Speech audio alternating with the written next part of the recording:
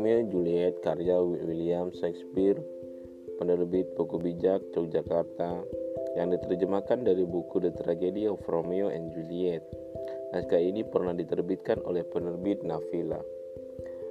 Audio buku ini dimuat per bagian atau per bab atau per part ya.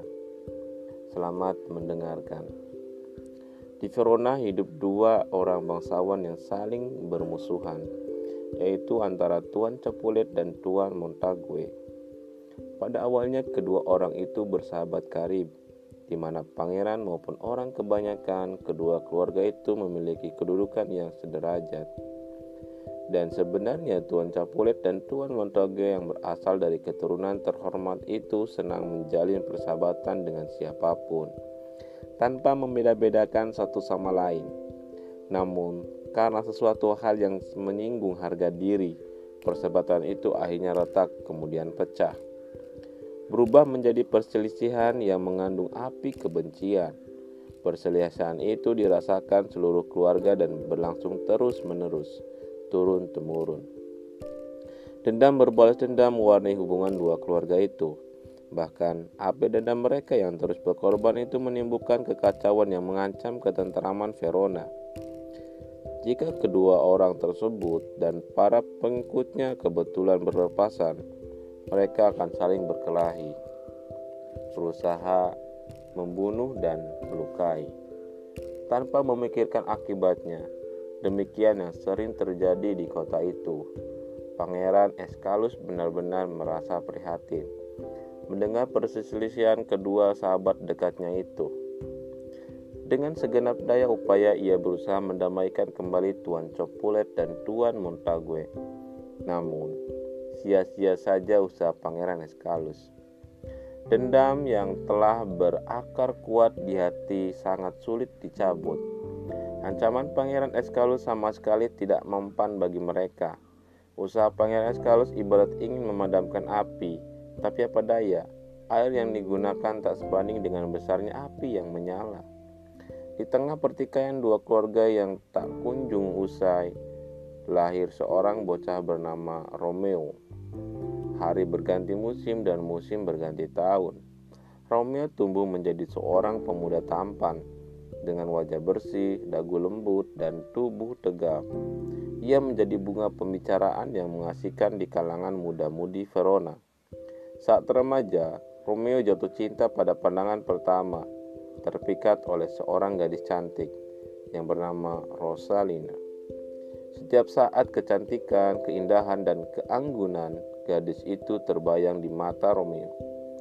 Ia berusaha menarik perhatian sang gadis dengan mengungkapkan segenap perasaan cintanya dengan bahasa syair yang menawan. Demi cinta, ia bahkan rela menjadi pelayan si gadis. Kadangkala jika kerinduan menyiksa, Romeo mengirim surat atau pesan yang disampaikan melalui seseorang. Namun jika rasa rindu sudah tak tertanggungkan, maka Romeo berlari menemui si gadis dan memuja keanggunannya. Ketika menatap sorot mata bak pijar bintang itu, rasa sakit akibat rindu yang ditanggung Romeo bukannya sembuh, malah menimbulkan luka baru. Sebagaimana Romeo, gadis itu, Rosalina, juga berasal dari lingkungan terhormat, dirawat dengan ajaran kebajikan, menimba ilmu kebijaksanaan di sekolah dengan bimbingan seorang guru yang termasyhur. Namun malang tak bisa ditolak dan untung tak dapat diraih. Harapan dan kenyataan tidaklah seindah hayalan. Gadis pujaan itu menolak cinta Romeo dengan sebuah jawaban yang mampu memutuskan benang-benang kasih sayang dalam hatinya. Pupus sudah harapan untuk menjalin kasih, merajut benang-benang cinta menjadi sebuah kain kebersamaan. Sirna sudah harapan untuk menjadi pemilik keanggunan sekuntum bunga yang sedang mekar dalam hatinya. Sia-sialah semua usaha dan segenap kerja keras yang ditempuh oleh Romeo demi mendapatkan seorang gadis pujaan. Jangankan sekadar senyuman penghilang dahaga jiwa, sekilas tatapan bersahabat pun tak mau diberikan oleh si gadis. Pun demikian, Romeo tak berputus asa. Semakin kuat gadis itu menolak, semakin kuat pula keinginan Romeo untuk memiliki. Kekuatan cinta dalam jiwa Romeo membuat ia bersedia menunggu berbulan-bulan, mengharap balasan atas ketulusan cinta, walau gadis itu tak pernah memahami penderitaan yang dialami Romeo. Suatu ketika ia berkeinginan meninggalkan Verona untuk melupakan derita cinta yang ia rasakan. Jika duduk sendirian, Romeo terkadang meratap, bagaimana bisa aku mencintai dan melayani orang yang tidak tahu berterima kasih? Mengapa aku mengharapkan seorang gadis dan tetap menebar benih tanpa pernah memanen hasil kecuali hinaan dan ejekan? Selama ini aku selalu mengikuti kehendaknya, beralih mengikuti jalan yang ia lewati. Ia laksana pakaian yang benangnya aku tenun dengan jiwaku. Aku tak bisa hidup jika jauh darinya. Semakin lama tidak bertemu, maka pancaran keanggunan gadis ini semakin memesona kalbuku. Alangkah baiknya jika aku segera pergi, agar mataku tidak pernah lagi melihat mata yang memikat itu, agar bara cinta yang berkorban dalam hati karena tatapan matanya akan semakin melemah hingga kemudian padam dan sirna. Romeo masih merahasiakan keputusan aslinya. Romeo masih merahasiakan keputusan hatinya untuk pergi karena berbagai persoalan masih membelenggu pikirannya.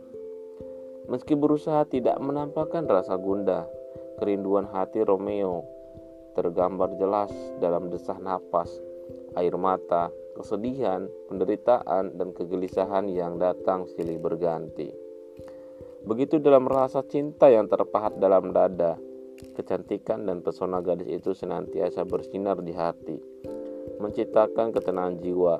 Romeo sudah menjadi budak demi memperoleh cinta.